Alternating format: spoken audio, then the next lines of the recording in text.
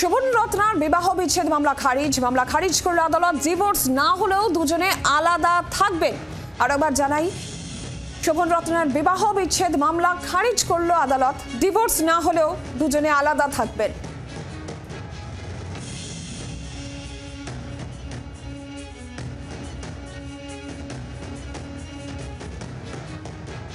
শোভন রত্নার বিবাহ বিচ্ছেদ মামলা, সেই মামলা খারিজ করে দিল আদালত।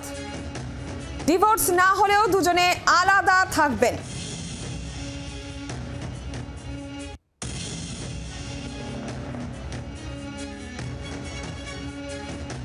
বিস্তারিত বিষয়ে জানাবেন অর্ণবাংশু নিয়োগী রয়েছেন টেলিফোন লাইনে। অর্ণবাংশু, নিরঞ্জনা, সেটা হচ্ছে দেখো, অবশ্যই বলবো যে শোভন চট্টোপাধ্যায় এবং বৈশাখীর যে তাদের ডিভোর্সের যে আবেদন, সেই আবেদনই কিন্তু খারিজ করলো আদালত।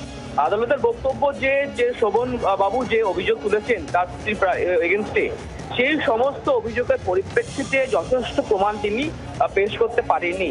অন্যদিকে রত্নাদেবীরও যে আবেদন, সেই আবেদন কিন্তু আদালত গ্রহণ করছে না। অর্থাৎ আদালত এই মুহূর্তে জায়গায় দাঁড়িয়ে তারা বলছেন যে গ্রহণ করা সম্ভব নয় একশো টাকার যে আবেদন। তাই আদালত কিন্তু প্রত্যেকের যে আবেদন, সেই আবেদন খারিজ করেছে। অর্থাৎ লিগেল ভাবে কিন্তু ডিভোর্স তার হচ্ছে না, তবে তারা সেপারেট থাকতে পারবেন। তবে এই যে নির্দেশ, সেই নির্দেশে স্বাগত জানিয়েছেন তার ছেলে। তার বক্তব্য, বাবা একসাথে থাকুক, আবেদন তারা করছেন, কিন্তু লিগেল ব্যাটার কি এখানে শেষ হবে, সেটা কিন্তু একটা প্রশ্ন থেকেই যাচ্ছে। অর্ণবাংশু, ধন্যবাদ।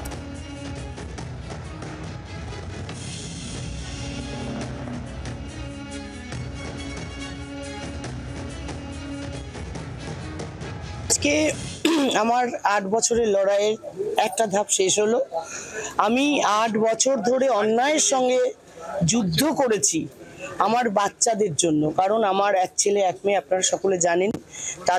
তাদের উপর, আমার উপর ছাড়ুন, তাদের উপর যেভাবে মানে অত্যাচার করা হয়েছে মানসিকভাবে, সেই লড়াইটাই আমি 8 বছর ধরে লড়লাম। এবং আমার সঙ্গে আমার শ্বশুর বাড়ি, আমার বাপের বাড়ি, এই সমস্ত অ্যাডভোকেটরা 8 বছর ধরে লড়াই করেছে। আজকে আমি বিশ্বাস করি যে আজকে আমাদের যে রায়টা, এটা সমাজের উপর খুব বড় প্রতিফলিত হবে। কারণ পুরুষ শাসিত সমাজে মহিলারা যেভাবে নির্যাতিত হয় এবং ক্ষমতার কাছে তারা হেরে যায়, আমি সেই লড়াইটা দিতে পেরেছি। বাংলার আওয়াজ, বাঙালির আবেগ, জি 24 ঘন্টা।